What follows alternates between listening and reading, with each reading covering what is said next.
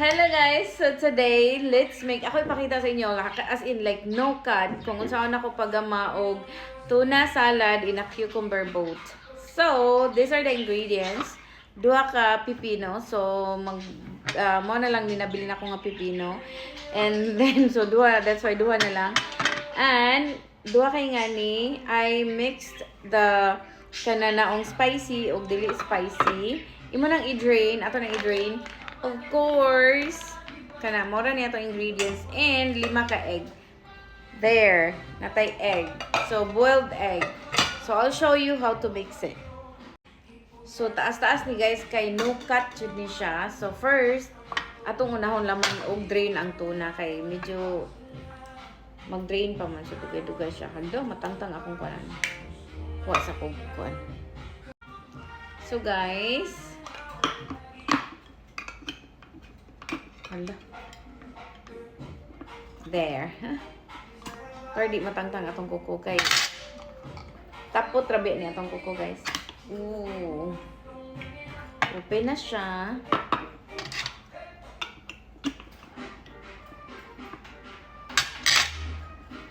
There. Gahi pa jud. There. So, i-drain na to siya guys. Basta sayon rin kay guys. I-drain ang tuna para dili siya pagkaguan. So, taas-taas ni kay no cut jud. So, yan na.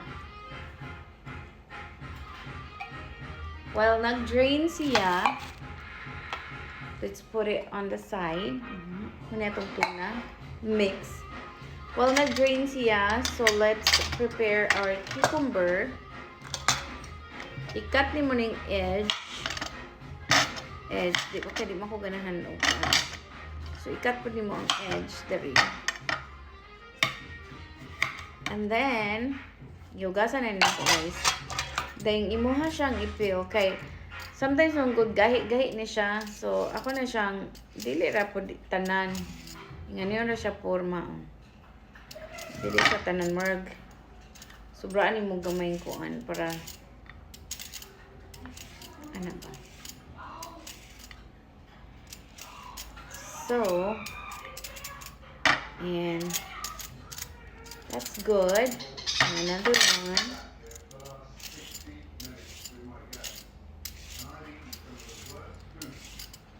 Diba? Minyan sila nga ang dilihot doon mo. Ano ra? Design po. Design na good. Dayon, cut it in half. So, yan. So, since a few people who asked me how to make this tuna boat, so, ana, imor nang kuha ng seeds.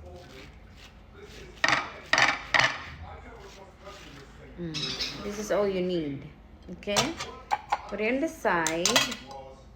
This up. And then, same. So, yun naman siya kung ang guys, kaya mo lang yan.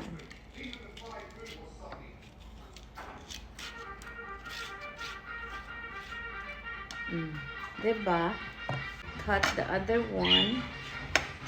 All you have to do is cut it in half. There. Kung ano namin mo,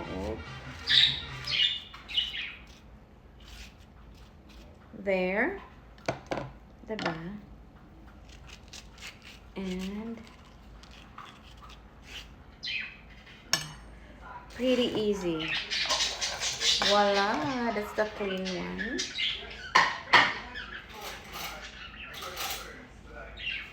And then, let's put this on the side. What you're gonna do is crush the egg. So, muna itong 5 eggs. Hayag itong suga. So, what I do is, I do this with tinidor.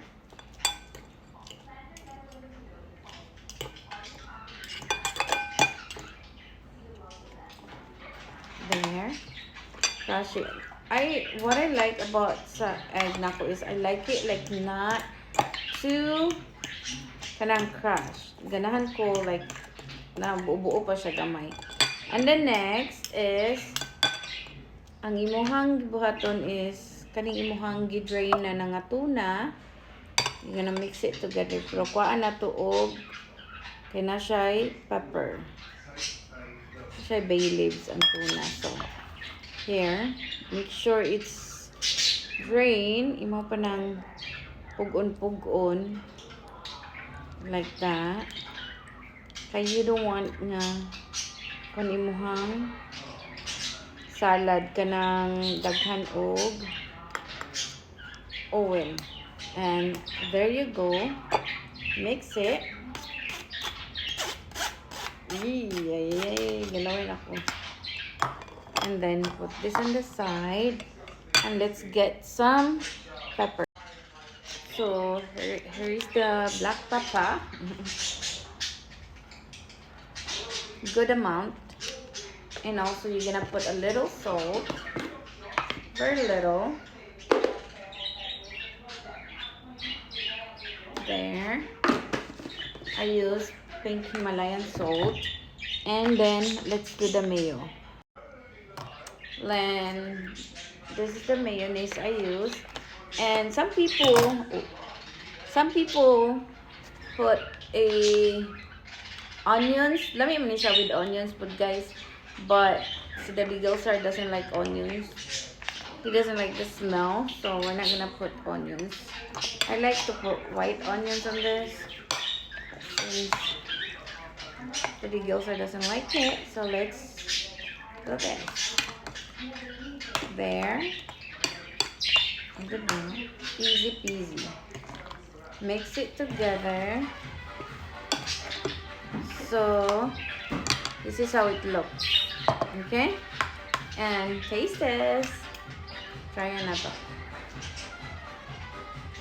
Para if ganahan mo dugangan o salt o pepper, you can do it.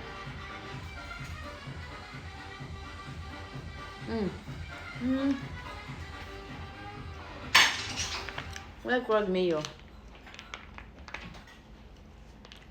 There.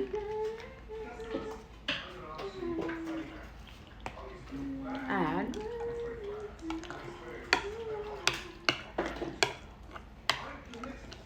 See? Ikaw magbuot. Unsa kada ganon. Taste again. Perfect. Now, you're gonna lay it here. This is how you're gonna do it. Iburangan mo siya sa kuan. So, mara na siya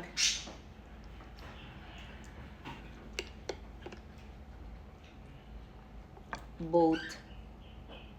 Honestly, guys, this is really good with bread also. Ang tuna with bread.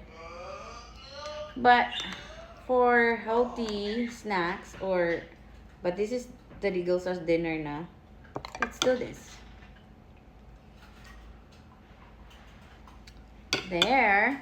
You can put like spices, black what do you call this? Chili if you want. Ta-da-dang! There.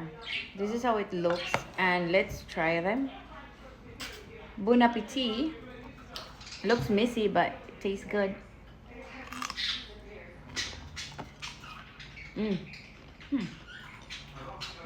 Bye-bye.